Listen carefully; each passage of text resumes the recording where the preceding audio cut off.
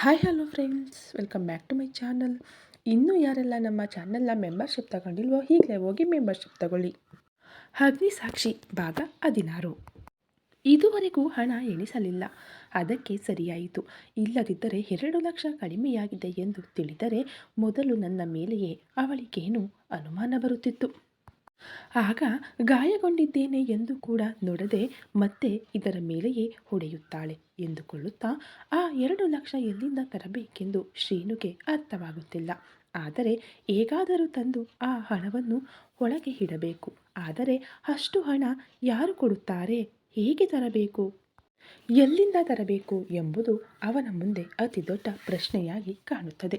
ಈ ನಡುವೆ ಮೈಗೆ ತಗುಲಿದ ಗಾಯಗಳಿಂದ ಉರಿಯುತ್ತಿದ್ದರಿಂದ ಔಷಧಿ ಹಚ್ಚಿಕೊಳ್ಳಲು ಪ್ರಥಮ ಚಿಕಿತ್ಸಾ ಪೆಟ್ಟಿಗೆಗಾಗಿ ಅಂದರೆ ಫಸ್ಟ್ ಏಡ್ ಬಾಕ್ಸನ್ನು ಬೆಡ್ರೂಮ್ನಿಂದ ಹೊರಗೆ ಬಂದು ಅದು ಎಲ್ಲಿದೆ ಎಂದು ಹುಡುಕುತ್ತಿರುತ್ತಾನೆ. ಆದರೆ ಆ ಬಾಕ್ಸ್ ಎಲ್ಲಿಯೂ ಕಾಣಿಸದಿದ್ದಾಗ, ಏನೇ ವೇದ, ಫಸ್ಟ್ ಏಡ್ ಬಾಕ್ಸ್ ಎಲ್ಲಿದೆ ಎಂದು ಒಳಗಿನಿಂದ ವೇದಾಳನ್ನು ಕರೆಯುತ್ತಿರುತ್ತಾನೆ. ಶ್ರೀನು ಕೂಗನ್ನು ಕೇಳಿದ ವೇದ, ಅಬ್ಬಬ್ಬಾ, ಇವನೊಂದಿಗೆ ದೊಡ್ಡ ತೊಂದರೆ ಬಂದು ಬಿತ್ತು. ಮೊದಲು ಆ ಸಾಮಾನೆಲ್ಲ ಗಾನವಿ ನೀಟಾಗಿ ಜೋಡಿಸಿ ಇಡುತ್ತಿದ್ದಳು. ಈಗೇನೋ ಎಲ್ಲವನ್ನು ನಾನೇ ಜೋಡಿಸಿಕೊಳ್ಳಬೇಕಾಗಿದೆ ಎಂದುಕೊಳ್ಳುತ್ತಾ, ಅಲ್ಲೇ ಇರುತ್ತದೆ ನೋಡು ಎಂದು ಹೇಳುತ್ತಾ ಶ್ರೀನು ಒಳಗಿನಿಂದ ಆ ಬಾಕ್ಸ್ ಕಾಣಿಸುತ್ತಿಲ್ಲ ಎಂದು ಎಷ್ಟೇ ಕೂಗುತ್ತಿದ್ದರೂ ಅವನ ಮಾತುಗಳನ್ನು ಲೆಕ್ಕಿಸದೆ ಇವನು ಅಷ್ಟೇ ಕೂಗುತ್ತಲೇ ಇರುತ್ತಾನೆ ಬಿಡು ಎಂದು ತಮ್ಮನೊಂದಿಗೆ ಇನ್ನೇನು ಸಮಾಚಾರ ಎಂದು ಹರಟೆ ಹೊಡೆಯುತ್ತಾ ಇರುತ್ತಾಳೆ. ಶ್ರೀನು ಒಳಗೆ ಗಾಯಗಳಿಂದ ನರಳುತ್ತಿದ್ದರೂ ಕನಿಷ್ಠ ಅವನನ್ನು ಗಮನಿಸದೆ ಅಲ್ಲೇ ಕದಲದೆ ತಮ್ಮನೊಂದಿಗೆ ಹರಟೆ ಹೊಡೆಯುತ್ತಿರುವ ವೇದಾಳನ್ನು ನೋಡಿ, ಅಯ್ಯೋ ದೇವರೇ, ಇವಳು ಎಷ್ಟು ದೊಡ್ಡ ರಾಕ್ಷಸಿ ಎಂದುಕೊಳ್ಳುತ್ತಾನೆ. ಗಂಡ ಗಾಯಗೊಂಡು ಇದ್ದರೂ ಸ್ವಲ್ಪ ಕೂಡ ಕರುಣೆ ಇಲ್ಲ. ಇನ್ನು ಗಾನವಿಯನ್ನು ಹೇಗೆ ನೋಡಿಕೊಂಡಿದ್ದಾಳೋ ಎಂದು ಪ್ರಸಾದ್ಗೆ ಕೂಡ ಅರ್ಥವಾಗುತ್ತದೆ. ಅಷ್ಟರಲ್ಲೇ ಮತ್ತೆ ಅವರು ಏನು ಮಾತನಾಡಿಕೊಳ್ಳುತ್ತಿದ್ದಾರೆ ಎಂದು ಗೋಡೆಯ ಮರೆಯಿಂದ ಕಿವಿಗೊಟ್ಟು ಕೇಳುತ್ತಾನೆ. ಇನ್ನೇನು ಸಮಾಚಾರ ಎನ್ನುತ್ತಿರುವ ವೇದಾಳೊಂದಿಗೆ, ಏನು ಹೇಳಲಿ ಅಕ್ಕ ನನ್ನ ಬವಣೆ, ಆ ಗಾನವಿ ಚಿಕ್ಕಂದಿನಿಂದಲೂ ಅವಳು ನಿನ್ನವಳೇ. ಯಾವುದೇ ಪರಿಸ್ಥಿತಿಯಲ್ಲೂ ಅವಳು ದೊಡ್ಡವಳಾದ ಮೇಲೆ ನಿನಗೆ ಕೊಟ್ಟು ಮದುವೆ ಮಾಡುತ್ತೇನೆಂದು ಆಸೆ ಹುಟ್ಟಿಸಿದೆ. ಆದರೆ ಅವಳು ವಯಸ್ಸಿಗೆ ಬಂದ ಕೂಡಲೇ ಅವಳನ್ನು ಮದುವೆಯಾಗುತ್ತೇನೆ ಎಂದಾಗ ಅವಳಿಗೆ ಇನ್ನೂ ಪೂರ್ತಿ 15 ವರ್ಷ ಆಗಿಲ್ಲ. ಅವಳು ಇನ್ನೂ ಚಿಕ್ಕವಳು. ಈಗಲೇ ಮದುವೆ ಮಾಡಿದರೆ ಅಕ್ಕಪಕ್ಕದವರು ಕೂಡ ಸುಮ್ಮನಿರುವುದಿಲ್ಲ. ಪೊಲೀಸ್ ಕಂಪ್ಲೇಂಟ್ ಕೊಡುತ್ತಾರೆ ಎಂದು ಇನ್ನಷ್ಟು ವರ್ಷ ಕಾಯುವಂತೆ ಹೇಳಿದೆ. ಇವಳನ್ನು ಮದುವೆಯಾಗಲು ಇನ್ನೂ ತುಂಬ ಸಮಯವಿದೆ ಎಂದು ಅಲ್ಲಿಯವರೆಗೂ ಒಬ್ಬಂಟಿಯಾಗಿರಲಾರದೆ ಬೇರೊಬ್ಬಳನ್ನು ತಂದು ಮದುವೆ ಮಾಡಿಕೊಂಡೆ. ಗಾನವಿ ಸ್ವಲ್ಪ ವಯಸ್ಸಿಗೆ ಬಂದ ನಂತರ ಅವಳ ಅಂದವನ್ನು ನೋಡುತ್ತಾ ಅವಳು ಯಾವಾಗ ನನ್ನವಳಾಗುತ್ತಾಳೆ ಎಂದು ಆಸೆಯಿಂದ ಎದುರು ನೋಡುತ್ತಿದ್ದೆ. ಮೊದಲ ಹೆಂಡತಿ ಇರುವಾಗ ಎರಡನೇ ಹೆಂಡತಿಯಾಗಿ ಇವಳನ್ನು ಮಾಡಿಕೊಳ್ಳುವುದು ಕುದುರುವುದಿಲ್ಲವೆಂದು ಯಾರಿಗೂ ತಿಳಿಯದಂತೆ ನನ್ನ ಮೊದಲ ಹೆಂಡತಿಯನ್ನು ನಾನೇ ಕೊಂದು ಹಾಕಿದೆನು. ಈಗ ಇವಳನ್ನು ಮದುವೆಯಾಗಲು ಯಾವ ಅಡೆತಡೆಯೂ ಇಲ್ಲವೆಂದು ನಾನು ಆಸೆಯಿಂದ ಬಂದರೆ ಕೊನೆ ಗಳಿಗೆಯಲ್ಲಿ ನನ್ನ ಆಸೆಯನ್ನು ನಿರಾಶೆಗೊಳಿಸಿ ಯಾರಿಗೋ ಹಣವಂತನಿಗೆ ಗಾನವಿಯನ್ನು ಕೊಟ್ಟು ಮದುವೆ ಮಾಡಿದೆ. ಆದರೆ ಇನ್ನೂ ಅವಳ ಮೇಲೆ ನನಗೆ ಆಸೆ ಸತ್ತಿಲ್ಲ, ಮೋಹ ತೀರಿಲ್ಲ. ರಾತ್ರಿ ಹಗಲು ಆಕೆಯೇ ನನ್ನ ಕನಸಿನಲ್ಲಿ ಬರುತ್ತಾಳೆ, ನನ್ನ ಆಲೋಚನೆಗಳನ್ನು ಆವರಿಸಿದ್ದಾಳೆ. ಅವಳನ್ನು ಬಿಟ್ಟು ಬಿಡಬೇಕೆಂದರೆ ನನ್ನ ಮನಸ್ಸು ಒಪ್ಪುತ್ತಿಲ್ಲ. ಹೇಗಾದರೂ ಅವಳನ್ನು ನನ್ನವಳನ್ನಾಗಿ ಮಾಡಿಕೊಳ್ಳಬೇಕೆನಿಸುತ್ತದೆ. ಆದರೆ ಅವಕಾಶವೇ ಇಲ್ಲದಂತೆ ಮಾಡಿದೆ ನೀನು ಎಂದು ತನ್ನ ಅಕ್ಕನ ಮೇಲೆ ಮುನಿಸಿಕೊಂಡವನಂತೆ ಮಾತನಾಡುತ್ತಾನೆ ಅಜಯ್. ನನ್ನನ್ನೇನು ಮಾಡು ಎನ್ನುತ್ತೀಯ? ಎಷ್ಟೇ ಕಷ್ಟವಾದರೂ ಅವಳನ್ನು ನಿನಗೆ ಕೊಟ್ಟು ಮದುವೆ ಮಾಡೋಣ ಎಂದು ಕೊನೆಯವರೆಗೂ ಅಂದುಕೊಂಡಿದ್ದೆ. ಆದರೆ ಕೊನೆ ಗಳಿಗೆಯಲ್ಲಿ ಆ ಮುದುಕಿ ಬಂದು ನಮ್ಮನ್ನು ಬೆದರಿಸಿ ಗಾನವಿಯನ್ನು ತನ್ನ ಮೊಮ್ಮಗನಿಗೆ ಕೊಟ್ಟು ಮದುವೆ ಮಾಡಿಸಿಕೊಂಡಳು.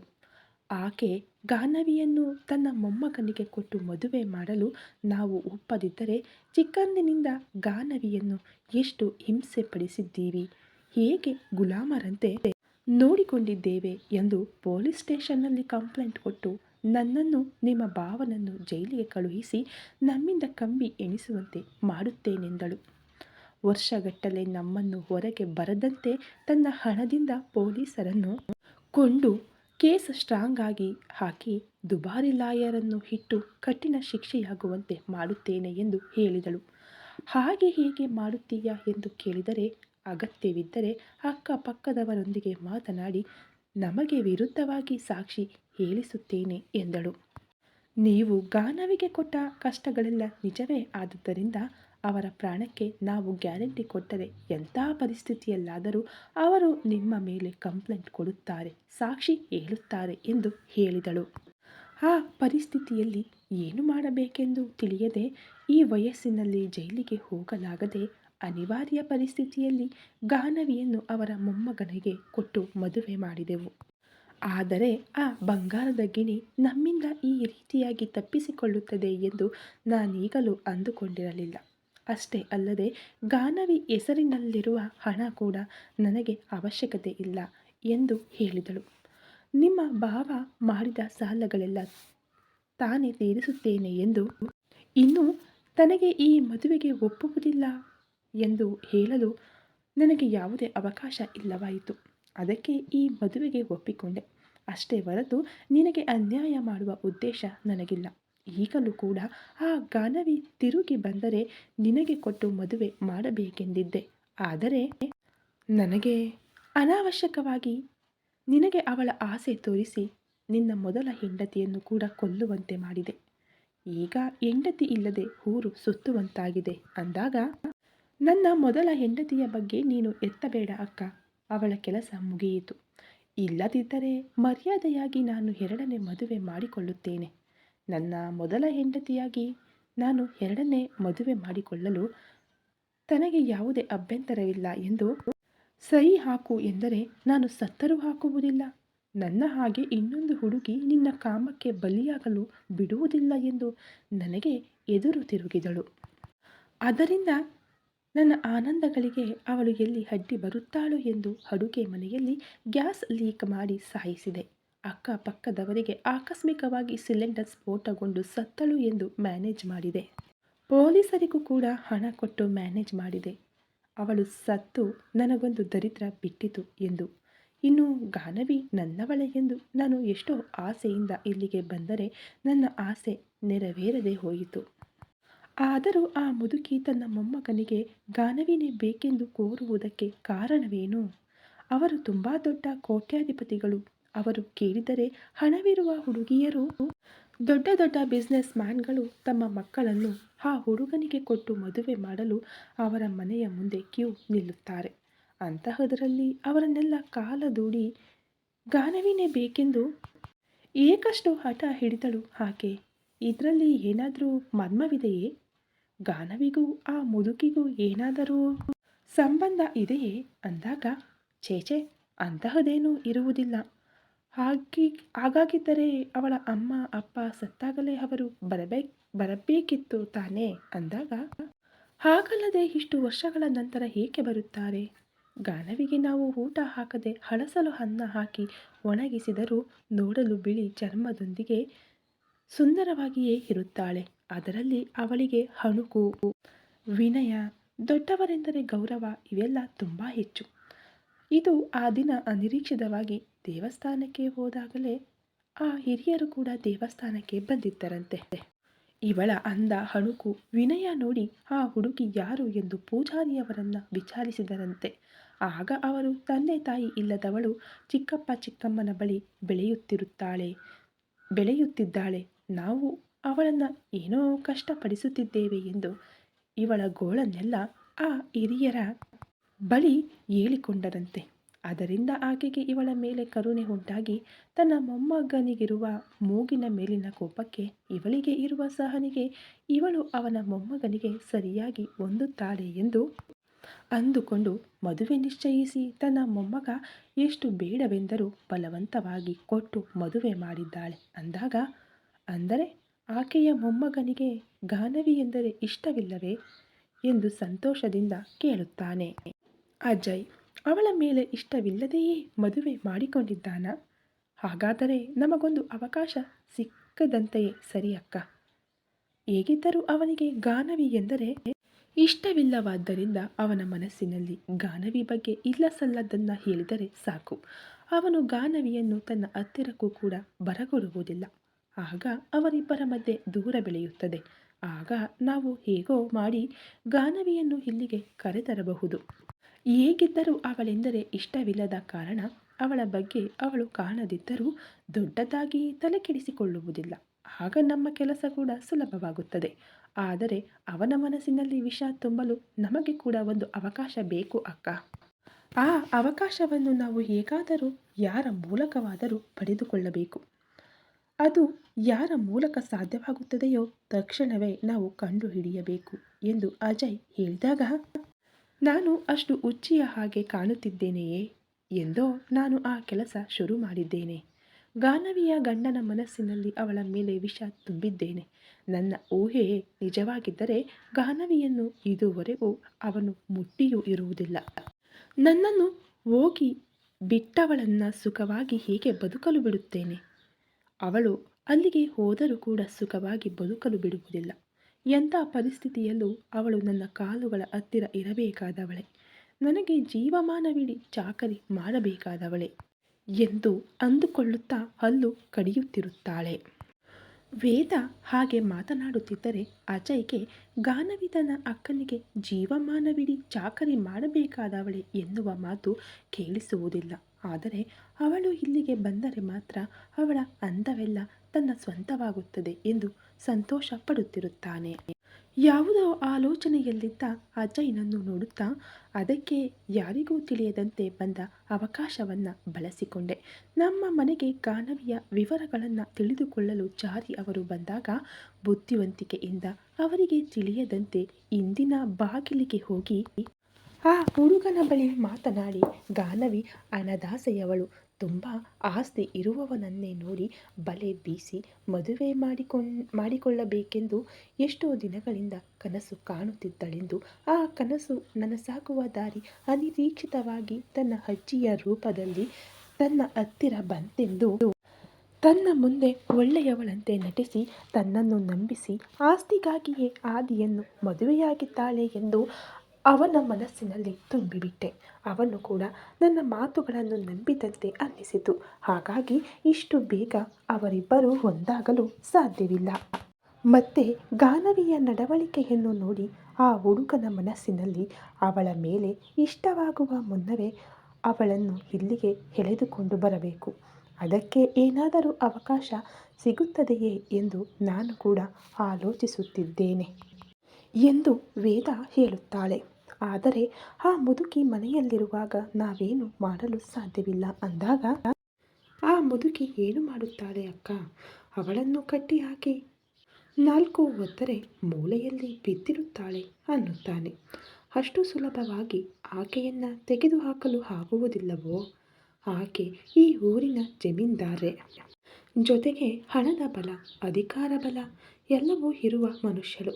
ಆಕೆ ಒಂದು ಮಾತು ಹೇಳಿದರೆ ಅವಳ ಮಗನಾಗಲಿ ಮೊಮ್ಮಗನಾಗಲಿ ನಮ್ಮನ್ನು ಭೂಮಿಯಲ್ಲಿ ಹೂತು ಹಾಕುತ್ತಾರೆ.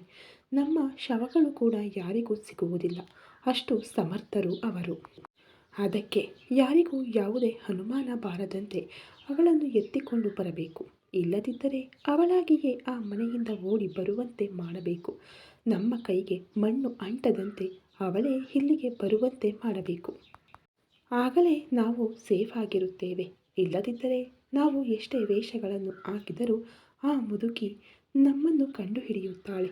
ಗಾನವಿಯ ವಿಷಯದಲ್ಲಿ ಯಾವುದೇ ತಪ್ಪು ನಡೆದರೂ ಅದರಲ್ಲಿ ನಾವು ಖಂಡಿತ ಇದ್ದೇವೆ ಎಂದು ಆಕೆಗೆ ಅರ್ಥವಾಗುತ್ತದೆ. ಆಗ ನಮ್ಮನ್ನು ಅಷ್ಟು ಸುಲಭವಾಗಿ ಬಿಡುವುದಿಲ್ಲ. ಅದಕ್ಕಾಗಿ ಸರಿಯಾದ ಅವಕಾಶ ನಮಗೆ ಬರದೇ ಇರುತ್ತದೆಯೇ ಎಂದು ಕಾಯುತ್ತಿದ್ದೇನೆ ಎಂದು ವೇದ ಅನ್ನುತ್ತಿದ್ದರೆ, ತನ್ನ ಅಕ್ಕ ಹೇಳುವ ಮಾತುಗಳನ್ನೆಲ್ಲ ಶ್ರದ್ಧೆಯಿಂದ ಕೇಳುತ್ತಿರುತ್ತಾನೆ ಅಜಯ್. ಗೋಡೆಯ ಮರೆಯಿಂದ ಪ್ರಸಾದ್ ಕೂಡ ವೇದಾಳ ಮಾತುಗಳನ್ನೆಲ್ಲ ಕೇಳಿ ಗಾನವಿಯ ಮೇಲೆ ವೇದಾಳ ಮನಸ್ಸಿನಲ್ಲಿ ಎಷ್ಟು ಕುತಂತ್ರವಿದೆಯೆಂದುಕೊಂಡು ಗಾನವಿಗೆ ಏನು ಮಾಡಿದರೂ ಆ ತಪ್ಪನ್ನು ಇವರ ಮೇಲೆ ಸುಲಭವಾಗಿ ಹಾಕಬಹುದೆಂದು ಅರುಂಧತಿ ಅವರಿಗೂ ಕೂಡ ಇವರ ಮೇಲೆ ಒಳ್ಳೆಯ ಅಭಿಪ್ರಾಯವಿಲ್ಲದ ಕಾರಣ ತಾನು ಕೂಡ ಗಾನವಿಗೆ ಯಾವುದೇ ಅಪಾಯ ತಂದೊಡ್ಡಿದರೂ ಇವರ ಮೇಲೆಯೇ ಮೊದಲು ಅನುಮಾನ ಬರುವುದರಿಂದ ತಾನು ಸೇಫಾಗಿ ಬಿಡಬಹುದು ಎಂದು ಕಪಟವಾಗಿ ಅಂದುಕೊಳ್ಳುತ್ತಾನೆ ಪ್ರಸಾದ್. ಹಾಗಾಗದಿದ್ದರೆ ಇವರ ಮೂಲಕ ತನ್ನ ಕೆಲಸ ಮಾಡಿಸಿಕೊಳ್ಳಬಹುದು ಎಂದು ಆಸೆ ಪಡುತ್ತಾನೆ. ಗಾನವಿಯನ್ನು ಹೇಗಾದರೂ ಅಜಯ್ಗೆ ಒಪ್ಪಿಸಿದರೆ ತನ್ನ ಪೀಡೆ ಕಳೆಯುತ್ತದೆ ಎಂದು ಇನ್ನೊಂದು ಪ್ಲಾನ್ ಹಾಕಿಕೊಳ್ಳುತ್ತಾನೆ. ಆಗ ಕಾವ್ಯ ಮತ್ತು ಆದಿ ಮದುವೆಗೆ ಯಾವುದೇ ಅಡ್ಡಿ ಇರುವುದಿಲ್ಲ ಎಂದು ತನ್ನಲ್ಲಿ ತಾನೇ ಸಂತೋಷ ಪಡುತ್ತಾನೆ. ತಕ್ಷಣ ಈ ವಿಷಯವನ್ನು ತನ್ನ ಅಕ್ಕ ಶಾಂಭವಿಗೆ ಫೋನ್ ಮಾಡಿ ಹೇಳಬೇಕೆಂದು ಅಂದುಕೊಳ್ಳುತ್ತಾನೆ. ಇಷ್ಟರಲ್ಲಿ ದೂರದಿಂದ ಒಬ್ಬ 14 ವರ್ಷದ ಹುಡುಗ ಸ್ಕೂಲ್ ಬ್ಯಾಗ್ ಜೊತೆ ಆ ಮನೆಯ ಕಡೆಗೆ ಬರುತ್ತಿರುವುದನ್ನು ನೋಡಿ ತನ್ನನ್ನು ಅಲ್ಲಿ ನೋಡಿದರೆ ಮತ್ತೆ ಅನುಮಾನ ಬರುತ್ತದೆ ಎಂದು ಅಲ್ಲಿಂದ ಪಕ್ಕಕ್ಕೆ ಹೋಗುತ್ತಾನೆ. ಪ್ರಸಾದ್ ಪಕ್ಕಕ್ಕೆ ಸರಿದಿದ್ದರಿಂದ ಪ್ರತಾಪ್ ಅವನನ್ನು ನೋಡುವುದಿಲ್ಲ. ಸ್ಕೂಲ್ ಬ್ಯಾಗ್ನೊಂದಿಗೆ ನೇರವಾಗಿ ಮನೆಯ ಒಳಗೆ ಹೋಗುವಷ್ಟರಲ್ಲಿ ಅಲ್ಲೇ ಎದುರಿಗೆ ವರಾಂಡದಲ್ಲಿ ಮಂಚದ ಮೇಲೆ ತನ್ನ ತಾಯಿಯ ಜೊತೆ ಅಜಯ್ ಕೂಡ ಕಾಣಿಸುತ್ತಾನೆ. ಪ್ರತಾಪ್ನನ್ನು ನೋಡಿ ಅಜಯ್, ಪ್ರತಾಪ್ ಹೇಗಿದ್ದೀಯಾ? ಇಲ್ಲಿ ಬಾ, ಈ ಮಾವ ಬಂದಿದ್ದಾನೆ, ನಿನಗೋಸ್ಕರ ಚಾಕ್ಲೇಟ್ ತಂದಿದ್ದಾನೆ ಎಂದು ಜೇಬಿನಿಂದ ಒಂದು ಚಾಕ್ಲೇಟ್ ತೆಗೆದು ಕೊಡಲು ಹೋದರೆ ಪ್ರತಾಪ್ ಕೋಪವಾಗಿ ಅಜಯ್ ಕಡೆ ನೋಡುತ್ತಾ, ನನಗೆ ನಿನ್ನ ಚಾಕ್ಲೇಟ್ ಏನೂ ಬೇಡ, ಆದರೂ ಇಲ್ಲಿಗೆ ಯಾಕೆ ಬಂದೆ ನೀನು? ಇದು ನಮ್ಮ ಮನೆ, ನೀನು ಇಲ್ಲಿಂದ ಹೋಗು ಎನ್ನುವಂತೆ ಕೋಪವಾಗಿ ಮಾತನಾಡುತ್ತಾನೆ. ಅವನ ಮಾತುಗಳನ್ನು ಕೇಳಿದ ವೇದ ಕೋಪದಿಂದ, ಗೇನುತ್ತಾ ಇಲ್ಲ ಏನೋ, ನಿಮ್ಮ ಮಾವನ ಜೊತೆ ಹೇಗೆ ಮಾತನಾಡ್ತಾ ಇದ್ದೀಯಾ? ಪ್ರೀತಿಯಿಂದ ನಿನಗೋಸ್ಕರ ಚಾಕ್ಲೇಟ್ ತಂದರೆ ನನಗೆ ಬೇಡ ಎಂದು ಕೋಪವಾಗಿ ಗದರುತ್ತೀಯಾ ಎಂದು ಪ್ರತಾಪ್ ಮೇಲೆ ಹೇರಿ ಹೋಗುತ್ತಾಳೆ. ನಿನ್ನ ತಮ್ಮನಾದರೆ ನೀನು ಮಾತನಾಡಿಕೊ, ನನ್ನ ತಂಟೆಗೆ ಬರಬೇಡ ಎಂದು ಹೇಳು. ಇವನು ಒಳ್ಳೆಯವನಲ್ಲ. ಗಾನವಿ ಅಕ್ಕ ಇಲ್ಲಿ ಇದ್ದಾಗ ತುಂಬ ತೊಂದರೆ ಕೊಟ್ಟಿದ್ದಾನೆ. ಇವನಿಂದಾಗಿ ಗಾನವಿ ಅಕ್ಕ ಎಷ್ಟೋ ಸಲ ನಿದ್ದೆ ಇಲ್ಲದೆ ಬಿಕ್ಕಿ ಬಿಕ್ಕಿ ಅತ್ತಿದ್ದಾಳೆ. ಅದಕ್ಕೆ ಇವನೆಂದರೆ ನನಗೆ ಇಷ್ಟವಿಲ್ಲ ಅಂದಾಗ, ಅರೆ, ನಾನು ನಿಮ್ಮ ಗಾನವಿ ಅಕ್ಕನನ್ನು ಅಳಿಸಿದ್ದಿಲ್ಲವೋ? ಅವಳು ನನಗೆ ಹೆಂಡತಿ ಎಂದು ಸಲುಗೆಯಿಂದ ಮಾತನಾಡಿದೆ. ನಿಮ್ಮ ಅಮ್ಮನನ್ನು ಕಾಡಿಸಬೇಡ ಎಂದು ಸ್ವಲ್ಪ ಜೋರಾಗಿ ಹೇಳಿದೆ ಅಷ್ಟೇ. ಅದಕ್ಕೆ ನಿಮ್ಮ ಗಾನವಿ ಅಕ್ಕ ಅತ್ತಿದ್ದು, ಅದಕ್ಕಿಂತ ಹೆಚ್ಚೇನೂ ಇಲ್ಲ ಅಂದಾಗ, ನಮ್ಮ ಗಾನವಿ ಅಕ್ಕ ನಿನಗೆ ಹೆಂಡತಿ ಏನು? ನಮ್ಮ ಭಾವ ತುಂಬ ಒಳ್ಳೆಯವರು. ಮೈ ಮೇಲೆ ಎಚ್ಚರವಿಟ್ಟುಕೊಂಡು ಮಾತನಾಡು. ಇನ್ನೊಮ್ಮೆ ನಮ್ಮ ಅಕ್ಕನ ಬಗ್ಗೆ ಹುಚ್ಚುಚ್ಚಾಗಿ ಮಾತನಾಡಿದರೆ ನಮ್ಮ ಭಾವನಿಗೆ ಫೋನ್ ಮಾಡಿ ನಿನ್ನ ಬಗ್ಗೆ ಹೇಳುತ್ತೇನೆ. ಆಗ ಬಂದು ನಿನ್ನನ್ನು ಚೆನ್ನಾಗಿ ಹೊಡೆಯುತ್ತಾರೆ ಅನ್ನುತ್ತಾನೆ ಪ್ರತಾಪ್. ಏನೋ, ಆಗಲೇ ನಿಮ್ಮ ಭಾವನನ್ನು ಅಷ್ಟೊಂದು ಸಮರ್ಥಿಸಿಕೊಳ್ಳುತ್ತಿದ್ದೀಯಾ? ಯಾವಾಗ ನೋಡಿದೆ? ಏನು ಆತನ ಹೀರೋಯಿಸಂ ಎಂದಾಗ, ನಿನಗೇನು ಗೊತ್ತು ನಮ್ಮ ಭಾವ ಹೇಗಿದ್ದಾರೆಂದು? ನಿಜವಾಗಲೂ ಹೀರೋ ಹಾಗೆಯೇ ಇರುತ್ತಾರೆ, ಹಾಗೆಯೇ ಫೈಟ್ ಮಾಡುತ್ತಾರೆ ಕೂಡ. ನೀನು ನಮ್ಮ ಗಾನವಿ ಅಕ್ಕನನ್ನು ಅಳಿಸಿದೆ ಎಂದು ಒಂದು ಮಾತು ಹೇಳಿದರೆ ಸಾಕು, ನಿನ್ನನ್ನು ಹೊಡೆಯುತ್ತಾರೆ, ಹುಷಾರ್. ಇನ್ನೊಮ್ಮೆ ನಮ್ಮ ಅಕ್ಕನ ಹೆಸರು ನಿನ್ನ ಬಾಯಿಂದ ಬರಬಾರದು ಎಂದು ವಾರ್ನಿಂಗ್ ಕೊಟ್ಟು ತನ್ನ ಸ್ಕೂಲ್ ಬ್ಯಾಗ್ನೊಂದಿಗೆ ಒಳಗೆ ಹೋಗುತ್ತಾನೆ. ಏನಕ್ಕ, ಇವನು ಏನೇನೂ ಇಲ್ಲ, ನಿನ್ನ ಮಗನಾಗಿದ್ದುಕೊಂಡು ನಮಗೆ ಸಪೋರ್ಟ್ ಮಾಡುವುದು ಬಿಟ್ಟು ಆ ಗಾನವಿಯನ್ನು ಸಮರ್ಥಿಸಿಕೊಳ್ಳುತ್ತಾನಲ್ಲ, ಏನು ಎಂದು ಕೇಳುತ್ತಾನೆ. ಇತ್ತ ಗಾನವಿ ಡ್ರೈವರ್ ಜೊತೆ ಆಫೀಸ್ ಫೈಲ್ ಕಳುಹಿಸಿದ ನಂತರ ಆದಿ ಕೆಲಸದಲ್ಲಿ ಮುಳುಗಿ ಹೋಗುತ್ತಾನೆ. ಕೆಲಸವನ್ನೆಲ್ಲ ಪೂರ್ತಿ ಮಾಡಿ ಎಷ್ಟೊತ್ತಿಗೋ ತುಂಬ ತಡವಾಗಿ ಮನೆಗೆ ಹೋಗುತ್ತಾನೆ. ಮನೆಗೆ ಹೋದ ಮೇಲೆ ಫ್ರೆಶ್ ಆಗಲು ತನ್ನ ರೂಮಿಗೆ ಹೋದ ಆದಿ ತುಂಬ ಸುಸ್ತಾಗಿದ್ದರಿಂದ ಆಫೀಸ್ನಿಂದ ತನ್ನ ಬ್ಯಾಗನ್ನು ಪಕ್ಕಕ್ಕಿಟ್ಟು ತನ್ನ ಕೋಟ್ ಬಿಚ್ಚಿ ಸೋಫಾ ತುದಿಯಲ್ಲಿ ಎಸೆದು ಹಾಗೆಯೇ ಸೋಫಾದಲ್ಲಿ ಹಿಂದಕ್ಕೆ ಹೊರಗೆ ಕಣ್ಮುಚ್ಚಿಕೊಳ್ಳುತ್ತಾನೆ. ಅದೇ ರೂಮಿನಲ್ಲಿದ್ದ ಗಾನವಿಯನ್ನು ಕನಿಷ್ಠ ಗಮನಿಸುವುದಿಲ್ಲ. ಆದರೆ ಆದಿಗಾಗಿ ಎದುರು ನೋಡುತ್ತಿದ್ದ ಗಾನವಿಗೆ ಅವನು ತುಂಬ ಸುಸ್ತಾಗಿದ್ದಾನೆಂದು ಅರ್ಥವಾಗುತ್ತದೆ. ತಕ್ಷಣ ಕೆಳಗೆ ಹೋಗಿ ಕಿಚನ್ನಲ್ಲಿ ಅವಸರವಾಗಿ ಎಣ್ಣೆಯನ್ನು ಸ್ವಲ್ಪ ಬಿಸಿ ಮಾಡಿಕೊಂಡು ಹೋಗುತ್ತಿದ್ದರೆ ಅಲ್ಲೇ ಇದ್ದ ಸೀತಮ್ಮ, ಯಾಕಮ್ಮ ಎಣ್ಣೆ ಬಿಸಿ ಮಾಡುತ್ತಿದ್ದೀರಿ ಎಂದು ಕೇಳಿದ್ದಕ್ಕೆ, ಅವರು ಆಫೀಸ್ನಿಂದ ಬಂದು ತುಂಬ ಸುಸ್ತಾಗಿದ್ದಾರೆ ಸೀತಮ್ಮ, ಸ್ವಲ್ಪ ಎಣ್ಣೆಯಿಂದ ಮಸಾಜ್ ಮಾಡಿದರೆ ಆ ಸುಸ್ತು ಕಡಿಮೆಯಾಗುತ್ತದೆ. ನಮ್ಮ ಚಿಕ್ಕಮ್ಮನಿಗೆ ಯಾವಾಗ ತಲೆನೋವು ಬಂದರೂ ನನ್ನ ಹತ್ತಿರ ಹಾಗೆಯೇ ಮಾಡಿಸಿಕೊಳ್ಳುತ್ತಿದ್ದರು. ನಾನು ಮಸಾಜ್ ಮಾಡಿದ ನಂತರ ತಲೆ ಭಾರ ಕಡಿಮೆಯಾದಂತೆ ಫೀಲ್ ಆಗುತ್ತಿದ್ದರು. ಅದಕ್ಕೆ ಈಗ ಅವರಿಗೂ ಮಸಾಜ್ ಮಾಡಿದರೆ ಆ ಸುಸ್ತು ಹೋಗುತ್ತದೆ. ಅದಕ್ಕೆ ತೆಗೆದುಕೊಂಡು ಹೋಗುತ್ತಿದ್ದೇನೆ ಎಂದು ಇನ್ನೊಂದು ಮಾತಿಗೆ ಅವಕಾಶ ಕೊಡದೆ ಆ ಬಟ್ಟಲನ್ನು ತೆಗೆದುಕೊಂಡು ಗಬಗಬನೆ ಮೇಲೆ ಹೋಗುತ್ತಾಳೆ. ವೇಗವಾಗಿ ಮೇಲೆ ಹೋಗುತ್ತಿದ್ದ ಗಾನವಿಯನ್ನು ನೋಡುತ್ತಾ ಚಿಕ್ಕದಾಗಿ ನಗುತ್ತಾ, ಯಜಮಾನರಿಗೆ ಸ್ವಲ್ಪ ಸುಸ್ತಾಗಿದ್ದು ತಲೆನೋವು ಬಂದಿದ್ದಕ್ಕೆ ತಡೆದುಕೊಳ್ಳಲಾಗುತ್ತಿಲ್ಲವಾ? ನಮ್ಮ ಯಜಮಾನರ ಮೇಲೆ ನಿಮಗೆ ಎಷ್ಟು ಇಷ್ಟ ಅಮ್ಮವರೇ? ನಿಜವಾಗಲೂ ನಮ್ಮ ಯಜಮಾನರು ತುಂಬ ಅದೃಷ್ಟ ಮಾಡಿದ್ದಾರೆ. ಅದಕ್ಕೆ ಸೌಂದರ್ಯ, ವಿನಯ, ಒಳ್ಳೆತನ ಎಲ್ಲವೂ ಇರುವ ನಿಮ್ಮಂತಹ ಹುಡುಗಿ ನಮ್ಮ ಯಜಮಾನರಿಗೆ ಹೆಂಡತಿಯಾಗಿ ಬಂದಿದ್ದಾರೆ ಎಂದು ಅಂದುಕೊಳ್ಳುತ್ತಾಳೆ ಸೀತಮ್ಮ. ಗಾನವಿ ಬರುವಷ್ಟರಲ್ಲಿ ಹಾದಿ ಕಣ್ಮುಚ್ಚಿಕೊಂಡೇ ಇರುವುದನ್ನು ನೋಡಿ ಬಿಸಿ ಮಾಡಿಕೊಂಡು ಬಂದ ಎಣ್ಣೆಯ ಬಟ್ಟಲನ್ನು ಸದ್ದು ಮಾಡದೆ ಪಕ್ಕದಲ್ಲೇ ಇದ್ದ ಒಂದು ಸ್ಟೂಲ್ ಮೇಲೆ ಇಟ್ಟು ಸೀರೆ ಸೆರಗನ್ನು ಸೊಂಟಕ್ಕೆ ಸಿಕ್ಕಿಸಿಕೊಂಡು ಸ್ವಲ್ಪ ಎಣ್ಣೆಯನ್ನು ತನ್ನ 2 ಕೈಗಳಿಂದ ತೆಗೆದುಕೊಂಡು ಹಾದಿ ಕೂದಲಿಗೆ ಮೆಲ್ಲಗೆ ಹಚ್ಚುತ್ತಾ ಬೆರಳುಗಳಿಂದ ಕೂದಲನ್ನು ಚಿಕ್ಕದಾಗಿ ಎಳೆಯುತ್ತಾ ಮಸಾಜ್ ಮಾಡುತ್ತಾಳೆ. ಗಾನವಿ ಹಾಗೆ ಮಾಡುತ್ತಿದ್ದರೆ ರಿಲ್ಯಾಕ್ಸ್ ಅನ್ನಿಸಿ ತುಂಬ ಹಿತವಾಗಿರುವುದರಿಂದ ಆದಿ ಹಾಗೆಯೇ ಕಣ್ಮುಚ್ಚಿಕೊಳ್ಳುತ್ತಾನೆ. ಅಲ್ಲಿಯವರೆಗೂ ಕೆಲಸದ ಭಾರದಿಂದ ಟೆನ್ಷನ್ನಿಂದ ಕೂಡಿದ್ದ ಆದಿ ಹುಬ್ಬುಗಳು ಗಾನವಿ ಮಸಾಜ್ ಮಾಡುವುದರಿಂದ ರಿಲ್ಯಾಕ್ಸ್ ಆಗಿ ತಿಳಿಯಾಗುತ್ತವೆ. ಅರ್ಧ ಗಂಟೆಗಳ ಕಾಲ ಗಾನವಿ ನಿಲ್ಲಿಸದೆ ಹಾಗೆಯೇ ಮಸಾಜ್ ಮಾಡುತ್ತಿರುತ್ತಾಳೆ. ಆದಿ ಎಷ್ಟೊತ್ತಿಗೋ ಕಣ್ತೆರೆಯದಿದ್ದರಿಂದ ನಿದ್ದೆಗೆ ಜಾರಿರಬಹುದೇನೋ ಎಂದುಕೊಂಡು ಇನ್ನೂ ಅಲ್ಲಿಂದ ಹೋಗಲು ಪ್ರಯತ್ನಿಸುತ್ತಾಳೆ.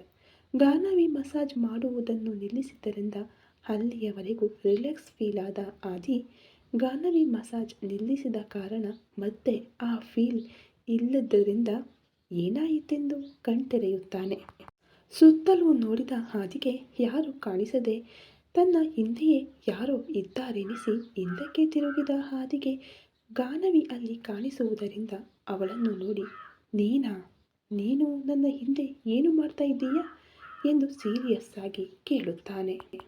ಆದಿ ಕೇಳಿದ ಪ್ರಶ್ನೆಗೆ ಸ್ವಲ್ಪ ಶಾಕ್ ಆಗಿ ಕಲ್ಲಾಗಿ ನಿಂತು ನೋಡುತ್ತಿರುತ್ತಾಳೆ ಗಾನವಿ. ಈ ಕಥೆ ಇನ್ನು ಮುಂದುವರಿಯುವುದು ಫ್ರೆಂಡ್ಸ್. ದಯವಿಟ್ಟು ಇನ್ನೂ ಯಾರೆಲ್ಲ ಸಬ್ಸ್ಕ್ರೈಬ್ ಮಾಡ್ಕೊಂಡಿಲ್ವೋ ಈಗಲೇ ಹೋಗಿ ಸಬ್ಸ್ಕ್ರೈಬ್ ಮಾಡ್ಕೊಳ್ಳಿ. Thank you so much.